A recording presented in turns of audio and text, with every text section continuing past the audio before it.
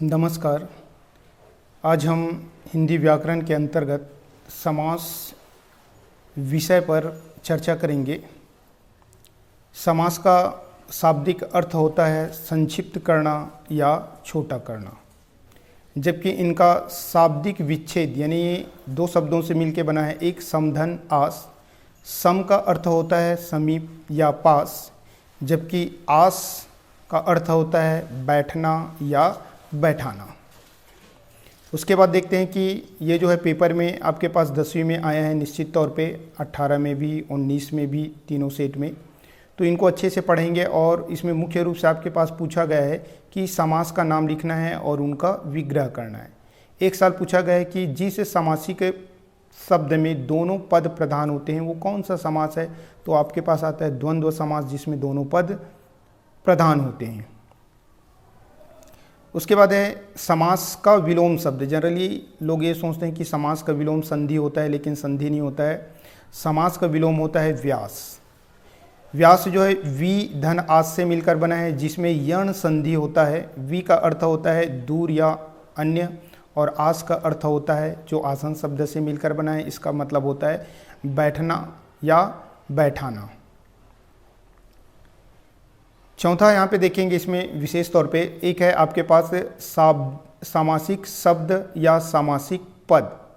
मान लीजिए हमारे पास कोई वाक्य है, वाक्य में जितने भी शब्द लिखे जाते हैं इसको तो हम शब्द कहते हैं। जैसे यहाँ पे अगर देखूँ, ये प्रथम शब्द लिखा है, ये भी शब्द है। पूर्व शब्द लिखा है, ये भी शब्द है। अगर यही शब्द किसी वाक्य के अंतर्गत अगर आ जाता है तो वाक्य के अंतर्गत जो भी शब्द होते हैं, जैसे ये अधिक है, मेल है, इनको बोला जाता है पद। वाक्य में जितने भी शब्द होते हैं उनको अलग अलग पद कहा जाता है। तो ये सामासिक शब्द बोलें या सामासिक शब्द पद बोलें तो मतलब क्या है, एक ही है। तो यहाँ पे देख लेते हैं कि सामासिक शब्द और सामासिक पद क्या है। दो या दो से अधिक शब्दों के मेल से जब नया शब्द बनता है, या दो या दो से अधिक शब्द जब मिल जाते हैं, संक्षिप्त हो जाता है, छोटा हो जाता है, तो उसे सामासिक शब्द या सामासिक पद कहते हैं तथा इस प्रक्रिया को समास कहते हैं। समास अपने आप में कोई चीज़ नहीं है, बल्कि एक प्रक्रिया के नाम को ही समास बोला गया है। समास के माध्यम से क्या किया जाता है, जो बड़े पद रहते हैं उनको छोटे कर दिया जाता है, और जो छोटा किया जाता है उसी को सामासिक शब्द या सामासिक पद कहते हैं, और जो बड़े रूप रहते हैं उसी को हम समास विग्रह कहते हैं। जैसे यहाँ पे अगर हम देखें जनतंत्र, ये जनतंत्र जो है एक प्रकार से सामासिक पद या सामासिक शब्द है, और जनतंत्र का जन्म, देखो एक का शब्द है, एक्स्ट्रा आ गया, ये कहलाता है समास विग्रह। अगर इसी में हम और देखें तो ये जनतंत्र जो शब्द है, ऐसे अगर इनको डिवाइड कर दूँ, बीच से एक है जन, ये जन, और दूसरा है तंत्र। तो ये जन शब्द जो है क्या है, इसके अंतर्गत ये तीनों आ जाएगा। ये प्रथम पद, या इसी को पहला पद भी बोल देते हैं, या पूर्व पद। और तंत्र जो है किस में आएगा, द्वितीय पद, दूसरा, उत्तर या पर पद के नाम से भी इनको जाना जाता है। यानी जो भी हमारे पास सामासिक शब्द या पद है, उनका पहला वाला जो शब्द है एक प्रकार से हमारे पास प्रथम पद, और बाद वाले क्या कहलाएंगे, दूसरा पद कहलाएंगे। यहाँ पे देख लेते हैं और समझने का प्रयास करते हैं। हवन के लिए सामग्री, ये समास विग्रह है। इनको हम संक्षिप्त किए हैं और क्या लिखे हैं, हवन सामग्री। यहाँ पे देखिए के लिए शब्द हट गया है, के लिए शब्द क्या हो गया, हट गया है। दो पदों में प्रयुक्त विभक्ति पद, योजक चिन्ह, अव्यय पदों को हटाकर उन्हें पास पास लिख देना ही एक प्रकार से क्या कहलाता है, ये प्रक्रिया जो है समास कहलाता है। तो यहाँ पे देखिए हवन के लिए सामग्री में के लिए शब्द को हटा दिए। के लिए शब्द क्या है, एक प्रकार से कह सकते हैं कि ये अवयव शब्द है। बीच में योजक चिन्ह भी रहता है कैठक में। कैठक में आपके पास विभक्ति पद यानी का, के, लिए, को, जो भी शब्द रहते हैं, ये इन पदों को यदि हम हटा देते हैं तो हटाने के बाद जो नए शब्द बनते हैं इसी को हम सामासिक शब्द कहते हैं। और इस प्रकार से बनने का जो प्रोसेस होता है उसी को समास कहा जाता है। सामासिक प्रक्रिया द्वारा बना शब्द सामासिक शब्द या समस्त पद या समस्त शब्द भी कहा जाता है। देखो एक हो गया सामासिक शब्द, दूसरा सामासिक पद, और तीसरा है समस्त पद या समस्त शब्द, ऐसे भी इनको कहा जाता है। और ये जो प्रक्रिया कहलाता है वो कहलाता है समास। उसके बाद अपन देखते हैं इसमें समास विग्रह। तो यहाँ पे क्या है, सामासिक शब्द या सामासिक पद में लुप्त विभक्ति चिन्ह, योजक चिन्ह या अवयव चिन्ह को पुनः लिख देना ही क्या कहलाता है, समास विग्रह कहलाता है। जैसे हमारे पास क्या है, ये जनतंत्र, ये शब्द जो है समस्त पद या समस्त पद बोलो, सामासिक शब्द या सामासिक पद बोलो, ये चीज़ है ये।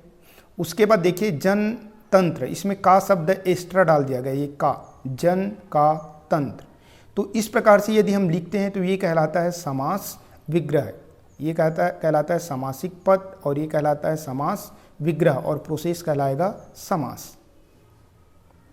चलिए, इसमें कुछ महत्वपूर्ण चीज़ों को आपको याद रखना है, इसी से पेपर में भी पूछा जाता है। जैसे ये पूछा गया था, ऐसे कौन सा समास है जिसके दोनों पद प्रधान होते हैं, तो द्वंद्व समास। तो यहाँ पे आप केयर करेंगे, ऐसे समास जिसका प्रथम पद प्रधान होते हैं, प्रथम पद प्रधान होने वाले समास का नाम है अव्ययी भाव समास।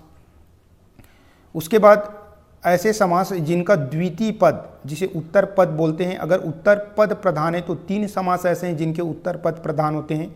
एक है आपका तत्पुरुष, और तत्पुरुष के अंतर्गत 2 आपके पास समाहित होते हैं, एक कर्मधारय और दूसरा द्विगु। तो ये तीनों का आपका द्वितीय पद यानी उत्तर पद जो है प्रधान होते हैं। और द्वंद्व समास ऐसा है जिनका दोनों पद आपका प्रधान होते हैं, और बहुव्रीहि समास ऐसे होते हैं जिनका दोनों पद अप्रधान होते हैं। यानी आपको ऐसे ही याद रखना है। अव्ययी भाव पहला समास पढ़ेंगे, ये पहला समास है जिनका पहला पद प्रधान होगा। तत्पुरुष दूसरा, इसके अंतर्गत 2 और शामिल है आपके पास, कौन कौन से, एक कर्मधारय और दूसरा क्या है, द्विगु। तो दूसरा में आ रहा है तो इसका दूसरा पद प्रधान होता है, ये आपको याद रखना है, इसका दूसरा पद प्रधान होगा। और चूंकि इनके 2 प्रकार हैं, कर्मधारय और द्विगु, तो ये भी इनके दूसरा पद प्रधान होंगे। पहला वाले में पहला पद प्रधान, दूसरा वाले में दूसरा पद प्रधान, तीसरा वाले में दोनों पद प्रधान यानी द्वंद्व, और चौथा वाले में आपके पास दोनों अप्रधान यानी आपके पास बहुव्रीहि, जो कोई तीसरा पद को संबोधित करेगा, यानी तीसरे जो पद है यानी तीसरा जो अर्थ है उनको बताने का प्रयास करेगा। चलिए, इसमें कुछ महत्वपूर्ण चीज़ों को आपको याद रखना है। पहला समास पढ़ेंगे, हमारे पास क्या है, अव्ययी भाव समास। इसमें याद रखेंगे इनका जो प्रथम या मुख्य पद क्या होता है, उपसर्ग या अव्यय होता है, उपसर्ग के रूप में रहेगा, या उसी को हम अव्यय भी बोल देते हैं, जो किसी के साथ व्यय नहीं होता है। दूसरा पद क्या हो जाएगा, अप्रधान अर्थात गौण। और इसमें आपको याद रखना है कि विशेष तौर पे कि इसमें जो है शुरू वाला अव्यय और बाद वाला क्या होता है, संज्ञा, या दोनों संज्ञा भी हो जाते हैं। उधर और समझाऊंगी, इसको भी ऐसे ही समझना है। दूसरा प्रकार है तत्पुरुष, जिसके अंतर्गत 2 प्रकार आएंगे हमारे पास। इसमें दूसरा नंबर में आ रहा है तो इसका दूसरा पद यानी प्रथम पद आपका गौण यानी अप्रधान रहेगा, जबकि दूसरा पद क्या रहेगा, प्रधान। इसमें दोनों पदों के बीच विभक्ति चिन्ह का लोप होता है, विभक्ति चिन्ह का लोप रहता है। तीसरा है कर्मधारय समास। इस समास में इसमें भी केयर कर लेना है, प्रथम पद जो है अप्रधान अर्थात गौण रहेगा, जबकि द्वितीय पद क्या रहेगा, प्रधान। और इसमें विशेषण विशेष्य, या यहीं पे हमारे पास एक और शब्द आ रहा है, कौन सा, उपमान उपमेय वाले चीज़ का प्रयोग होता है। ठीक है, उसके बाद आते हैं चौथा, द्विगु, जो कर्मधारय के अंतर्गत आते हैं, ये भी दूसरे के अंतर्गत शामिल है, यानी इनका दूसरा पद प्रधान होगा और पहला पद क्या होगा, गौण होगा यानी अप्रधान। साथ ही साथ ये पहला पद जो है संख्यावाची विशेषण होगा, यानी संख्या को प्रदर्शित करेगा। इसमें आपको याद रखना है, इनका सामासिक पद या सामासिक शब्द जो है समूह का बोध कराएगा, समूह का बोध, जैसे चौराहा, तिराहा, समूह का बोध कराएगा, तो इसमें द्विगु। उसके बाद द्वंद्व यानी तीसरे नंबर का समास देखें अपन, तो इसमें दोनों पद प्रधान, और छठवां बहुव्रीहि, इसमें दोनों पद अप्रधान। यानी यहाँ पे देखिए पहला पद भी प्रधान, दूसरा पद भी प्रधान, और सामासिक पदों के बीच जो विलोम या विलोम जैसा रहेगा, यानी विलोम और विलोम जैसे, जैसे माता पिता में द्वंद्व समास, यानी माता का उल्टा पिता, पिता का उल्टा माता। अगर ऐसे सोचें तो लाभ हानि, लाभ का उल्टा हानि, हानि का उल्टा लाभ, तो विलोम और विलोम जैसा रहेगा। उसके बाद है आपके पास बहुव्रीहि, जिसमें दोनों पद अप्रधान होंगे, यानी कोई तीसरे पद की ओर संकेत करेंगे, इस कारण से इसमें आपके पास क्या रहेगा, बहुव्रीहि। जैसे आपके पास अगर बोला जाए 10 आनंद, 10 है आनंद जिसका, अर्थात रावण, ऐसे टाइप से जो आएगा वो उसमें रहेगा। इसमें आपको केयर करना है, ये पहला वाला जो है आपका अव्ययी भाव का है, जिसमें अव्यय संज्ञा या संज्ञा संज्ञा रहेंगे। दूसरा वाले में आ जाते हैं तत्पुरुष, दोनों पदों के बीच में विभक्ति चिन्ह रहेंगे आपके पास, का के को के जो भी रहेगा विभक्ति वो रहेंगे। तीसरा यानी आपके पास कौन सा आता है कर्मधारय, जिसमें विशेषण विशेष से यानी उपमान उपमेय के रूप में रहेगा। चौथा है आपके पास कौन सा द्विगु समास, समासिक पद जो है समूह का बोध कराएगा। पांचवा है आपके पास द्वंद्व समास, विलोम या विलोम जैसा रहेगा। और यहाँ पे दिया गया है कि दोनों पदों के बीच योजक चिन्ह यानी हाइफेन चिन्ह, जैसे माता पिता के बीच में जो चिन्ह रहता है इसी को योजक चिन्ह या हाइफन चिन्ह कहा जाता है, इनका प्रयोग किया जाता है। और विग्रह करते समय उसके स्थान पर और, अथवा, या, एवं, आदि शब्दों का प्रयोग किया है। इतने 5 शब्दों का प्रयोग विग्रह करते समय यूज़ होता है। माता पिता, माता और पिता ऐसे बोल देते हैं ना, लाभ हानि, लाभ या हानि, ऐसे यही चीज़ है।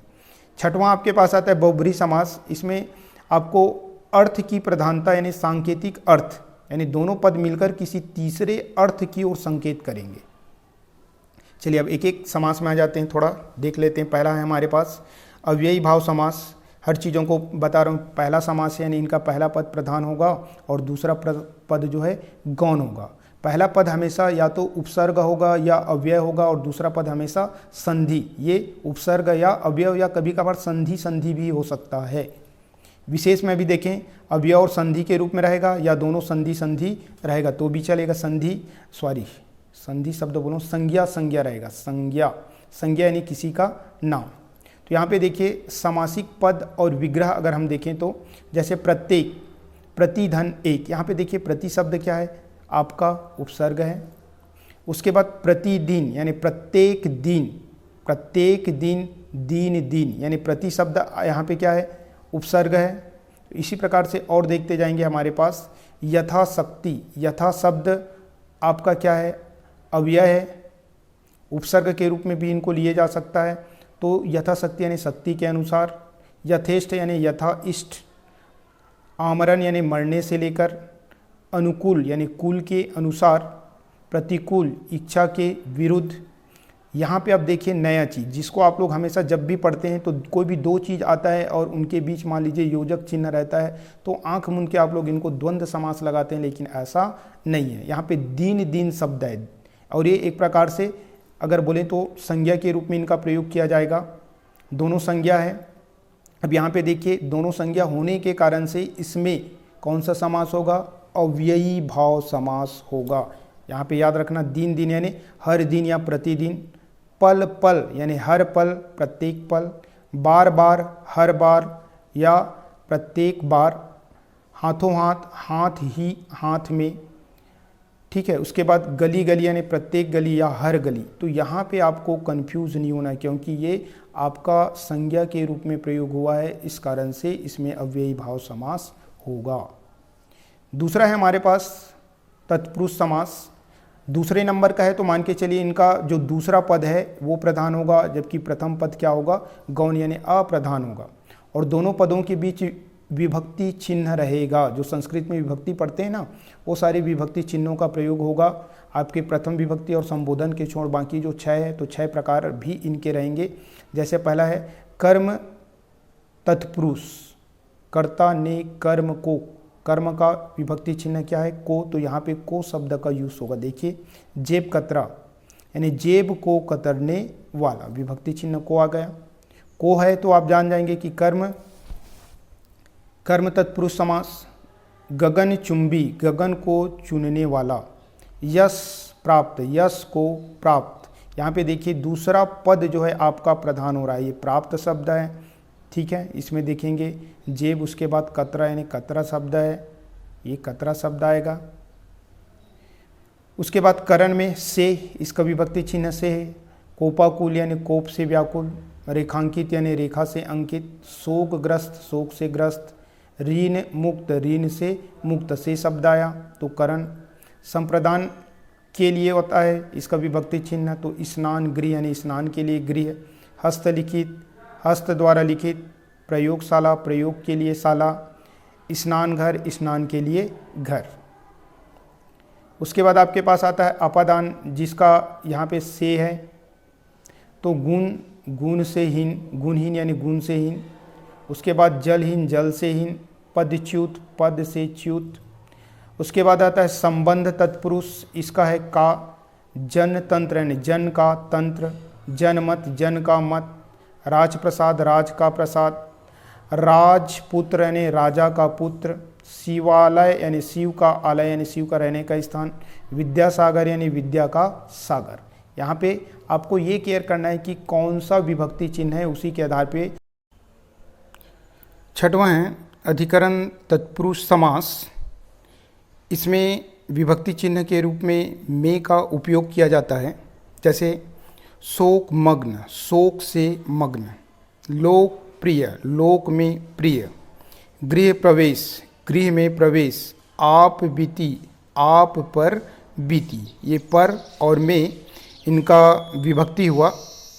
उसके बाद आता है हमारे पास एक और समास जो तत्पुरुष समास के भेद के अंतर्गत ही आते हैं, नए समास। नए समास ये जो मुख्य रूप से संस्कृत में ज़्यादा प्रयोग होता है।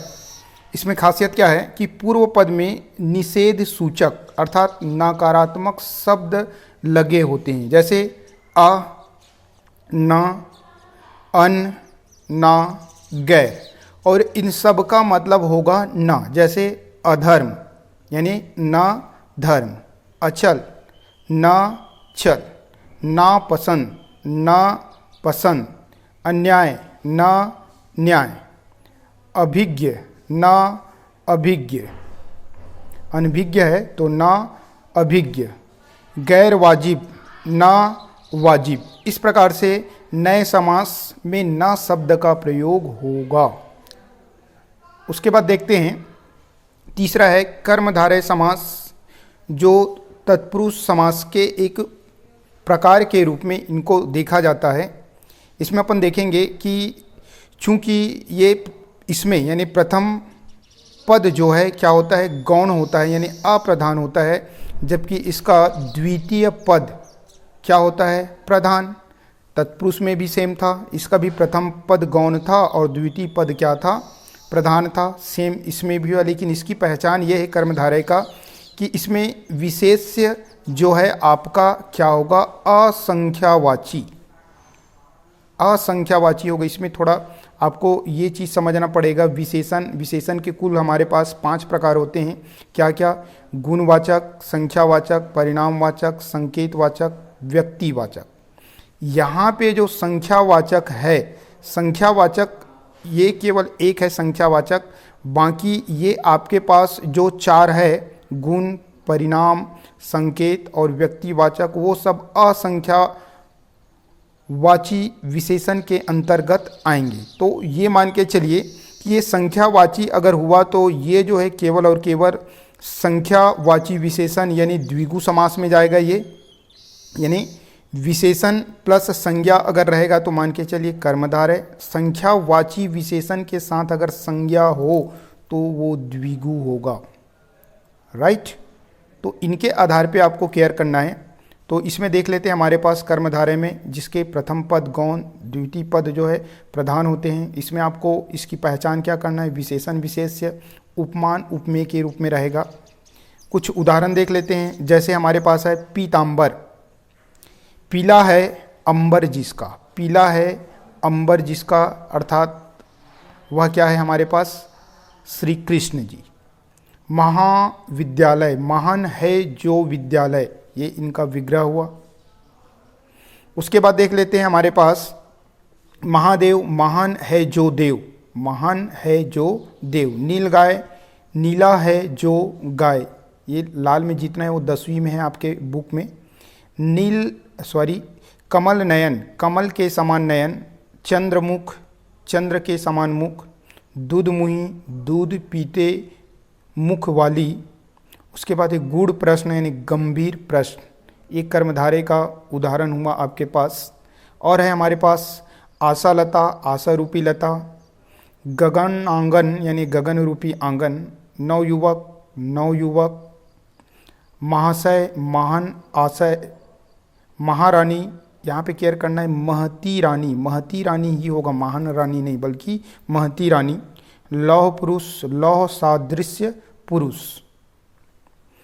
उसके इसमें विशेष रूप से आपको दो चीज़ों को ध्यान देना है। यदि किसी उपसर्ग को विशेषण के रूप में प्रयुक्त किया जाता है तो वहाँ कर्मधारय समास होगा।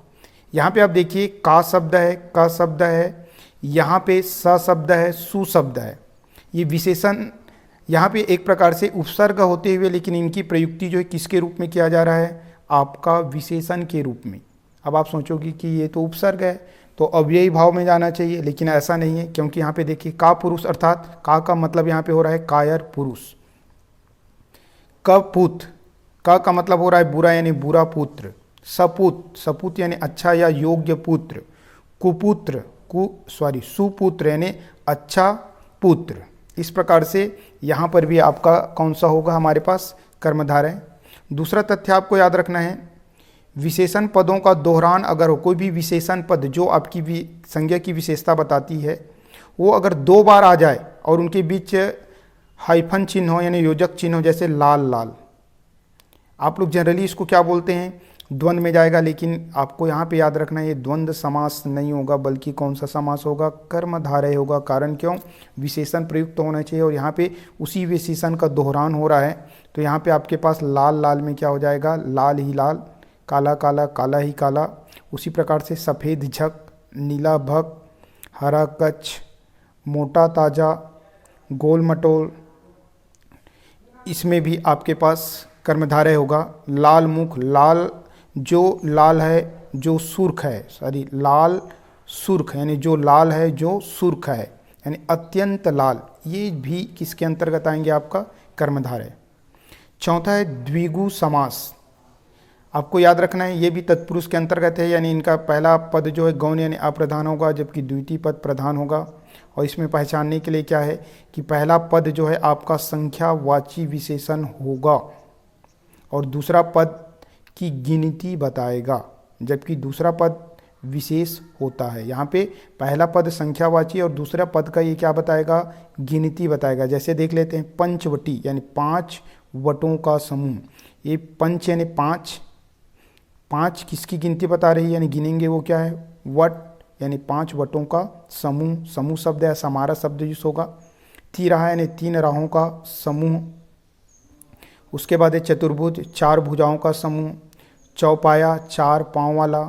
चौराहा, 4 राहों का मिलन स्थान। चौमासा 10वीं में है, 4 मासों का समूह। सप्ताह 7 दिनों का समूह। दोपहर यानी 2 पहरों का समूह। त्रिलोक 3 लोकों का समाहार। शताब्दी ये भी 10वीं में है, सैकड़ों वर्ष बाद। सहस्त्राब्द हजारों वर्ष बाद। उसके बाद इसमें थोड़ा ध्यान देंगे संख्या का। यदि आपको समास पूछा जाए तो 1 से लेकर 9 तक की संख्या का कोई समास नहीं होता। 100 से यानी 10 से लेकर 100 के बीच मुख्य रूप से 10, 20, 30 ऐसे जो रहता है इनका समास कभी नहीं पूछा जाता। इनके अतिरिक्त आप केयर करेंगे, जैसे 19, 1 9, 2 9, 3 9, 4 9 ऐसे जो रहेगा इनका समास पूछा जाता है। साथ ही साथ ये 10, 20, 30 को छोड़ो और ये वाला भी ले लेते हैं, इसका भी समास पूछा जाता है। इसके अतिरिक्त और बीच में रहता है उनका भी समास पूछा जाता है। जैसे उदाहरण लेके चलते हैं, यहाँ पे अगर 19, 29, 39 ये जो है आपका 99 तक, इसका अगर समास पूछेगा तो इनका समास द्विगु समास आएगा। जैसे क्या है 19, 20 में 1 कम, तो यहाँ पे संख्या शो कर रहा है 20 में 1 कम, इस कारण से द्विगु। 29, 30 में 1 कम, तो यहाँ पे भी क्या हो जाएगा आपके पास द्विगु। 49, 50 में 1 कम, तो याद रखेंगे इन सभी में द्विगु होगा। अब मध्य का अंक अगर आपके पास आ जाए, जैसे मान लीजिए 24, तो इसमें द्वंद्व रहेगा। द्वंद्व में भी और चर्चा करूंगा। इसमें 24 को आप बोलोगे 4 और 20। नेक्स्ट है द्वंद्व समास। इसमें आपको याद रखना है कि दोनों पद जो है प्रधान होते हैं। प्रथम पद भी और द्वितीय पद दोनों पद क्या होते हैं, प्रधान होते हैं। समासिक पद या समासिक शब्द जो है विलोम या विलोम जैसा होता है। दोनों पदों के बीच योजक चिन्ह यानी हाइफन चिन्ह का प्रयोग किया जाता है और विग्रह करते समय उसके स्थान पर और, अथवा, या, एवं आदि का प्रयोग किया जाता है। उदाहरण देखते हैं, समासिक पद और उनका विग्रह। राजा रानी, देखो ये विलोम और विलोम जैसा, राजा का उल्टा रानी, तो हो गया विलोम, तो राजा और रानी। पति पत्नी, पति और पत्नी, हार जीत, हार और जीत। दूध दही, दूध और दही। ठंडी बूझी, ठंडी और बूझी। जंतर मंतर, जंतर और मंतर। जाड़े पाले, जाड़े और पाले। भला बुरा, तो यहाँ पे देखिए भला या बुरा। कपड़ा लत्ता, तो इसको ऐसे लिखना है, कपड़ा लत्ता है, और आदि, कपड़ा लत्ता आदि। आदि का यूज़ हो गया, है का यूज़ हो गया, और या का हो गया।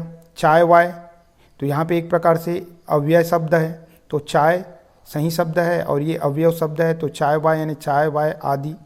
बाल बच्चे, बाल बच्चे आदि। आदि का भी प्रयोग हो गया। विशेष तथ्यों को याद रखना है। संख्या में विलोम माने जाते हैं, यानी दुगुना को संख्या का विलोम माना जाता है। 10 20, तो 10 का विलोम 20। तो यहाँ पे देखना 10 या 20 या, तो यहाँ पे कौन सा समास होगा आपके पास? 10 या 20 ऐसे शब्द अगर आ गए तो आपको केयर कर लेना है। आपके पास यहाँ पर भी कौन सा समास होगा? द्वंद्व समास होगा। या शब्द आया। 12 24 विलोम के रूप में हो, 12 या 24 द्वंद्व। मध्य की गिनती का अंक 20 में शामिल होता है, जैसे उधर बताया था ना मैं, 24 4 और 20 और शब्द आ गया। 61 1 और 60, तो 61 ये भी द्वंद्व में आएगा। लास्ट समास है बहुब्रीहि समास। इसमें दोनों पद अप्रधान होते, इसको केयर कर लेना। पहला पद और जो दूसरा पद है दोनों जो है अप्रधान होगा। इसकी पहचान क्या है? जो समासिक शब्द या समासिक पद होते हैं अर्थ की प्रधानता यानी सांकेतिक अर्थ देता है, यानी दोनों पद मिलकर किसी तीसरे अर्थ की ओर संकेत करते हैं, अर्थात समस्त पद ही किसी संज्ञा के विशेषण का काम करता है, वहाँ पे आपका बहुब्रीहि समास होगा। उदाहरण लेते हैं। चक्रधर, चक्र को धारण करता है जो, यानी चक्र को कौन धारण करता है? श्री कृष्ण। नीलकंठ, नीला है जिसका कंठ अर्थात शंकर। ये दोनों नील और कंठ दोनों मिलकर शंकर भगवान की ओर संकेत कर रहा है। इस कारण से बहुब्रीहि। 10 मुख, 10 मुख वाला अर्थात रावण। चतुर्भुज, 4 भुजाएं हैं जिसकी अर्थात विष्णु। त्रिनेत्र, 3 नेत्र है जिसका अर्थात शिव। चतुर्भुज, 4 मुख है जिसका अर्थात ब्रह्मा। महावीर, महान वीर है जो हनुमान। प्रधानमंत्री, मंत्रियों में प्रधान है जो प्रधानमंत्री। चक्रपाणी, चक्र है पानी में जिसके, पानी यानी यहाँ पे होता है हाथ, जिसके हाथ में चक्र हो तो विष्णु। पंकज, पंख में पैदा हो जो, पंकज यानी कमल, पंख यानी कीचड़ में जो पैदा होता है वो। पीताम्बर, पीला है अंबर जिसका अर्थात कृष्ण। घन श्याम, घन के समान श्याम है जो कृष्ण। इस प्रकार से इसमें भी विशेष तथ्य, जैसे आपके पास ये जो है उपसर्ग है स, और स उपसर्ग अगर आ जाए तो वहाँ पर भी आपके पास बहुब्रीहि समास होता है। जैसे यहाँ पे दिया है, साथ में सहित का अर्थ बताने हेतु स और स उपसर्ग जोड़कर समासिक शब्द बनाते हैं तो वहाँ पे बहुब्रीहि समास होता है। जैसे सपरिवार, अब ये स उपसर्ग है तो आप बोलोगे अव्यय, लेकिन अव्ययी भाव नहीं होगा बल्कि क्या होगा? बहुब्रीहि होगा। तो सपरिवार यानी परिवार के साथ है जो। सकुशल, कुशल के साथ है जो। सभ्राता, भ्राता के साथ है जो। इस प्रकार से ये भी आपका हुआ। इसमें दोनों में डिफरेंस देखते हैं। द्वंद्व समास और बहुब्रीहि समास में अंतर क्या है? द्वंद्व समास का पहला पद संख्यावाची विशेषण होता है, जबकि दूसरा पद विशेष यानी उपमान उपमेय विशेषण विशेष के रूप में होगा। बहुब्रीहि में समस्त पद विशेषण का कार्य करता है। देखिए जैसे चतुर्भुज, 4 भुजाओं का समूह, यहाँ पे 4 भुजाओं का समूह यानी संख्या शो हो रहा है और समूह के रूप में बताया जा रहा है यानी द्विगु। इसी को यानी हम चेंज करके लिखें चतुर्भुज यानी 4 है भुजाएं जिसकी, 4 है भुजाएं जिसकी अर्थात विष्णु। तो इस कंडीशन में समूह बताओगे तो वहाँ पे द्विगु, और तीसरा अर्थ यानी विशेषण, ये पूरा विशेषण का काम करेगा यानी संकेत विष्णु की ओर करेगा तो वहाँ पे बहुब्रीहि समास होगा। उसी प्रकार से पंचवटी, 5 वटों का समाहार तो द्विगु। 5 वटों से घिरा एक निश्चित स्थल अर्थात दंड कारण्य में यानी जंगल में स्थित वह स्थान जहाँ वनवासी राम ने सीता और लक्ष्मण के साथ निवास किया, इस अर्थ में होगा तो यहाँ पे क्या हो जाएगा? एक प्रकार से बहुब्रीहि समास होगा। त्रिलोचन, 3 लोचनों का समूह यानी समूह शब्द आया ये, तो आपके पास द्विगु समास। त्रिलोचन में 3 लोचन है जिसके अर्थात विष्णु, तो यहाँ पे हो जाएगा बहुब्रीहि। पेपर में अब आया, इसको आधार पे देख लो। यहाँ पे अगर देखेंगे दोनों पद प्रधान होता है तो वहाँ पे द्वंद्व समास आएगा। जन का तंत्र तत्पुरुष, 3 राहों का समूह यानी तिराहा में, तो यहाँ पे आ जाएगा आपके पास द्विगु। कोपाकुल, कोप से व्याकुल तत्पुरुष, जंतर और मंतर और शब्द आए यानी द्वंद्व। नीलांबर, नीला है अंबर जिसका, अर्थात आपके पास कौन सा आ जाएगा, कर्मधारय। त्रिभुवन, त्रिभुवन 3 भुवनों का समूह यानी त्रिभुवन शब्द आएगा। तो कथन के ऊपर डिपेंड करेगा कि ये द्विगु बनाना चाहेंगे या आपके पास बहुब्रीहि बनाना चाहेंगे, उसके ऊपर निर्भर करेगा कि आप द्विगु बनाएंगे तो द्विगु जो भी हो। इस प्रकार से ये समास जल्दी से मैं कंप्लीट करने का प्रयास किया ताकि आप लोगों को ज़्यादा टाइम वेस्ट ना हो, थोड़ा ज़्यादा जल्दबाजी लगेगा, ऐसा भी हो सकता है। अगर वीडियो आपको अच्छा लगे तो लाइक करें, शेयर करें अपने मित्रों को, सब्सक्राइब करें। सब्सक्राइब करेंगे यदि बेल आइकन को दबाएंगे तो आपके पास तुरंत नोटिफिकेशन जाएगा। और पुनः वीडियो देखने के लिए आप सभी को बहुत बहुत धन्यवाद।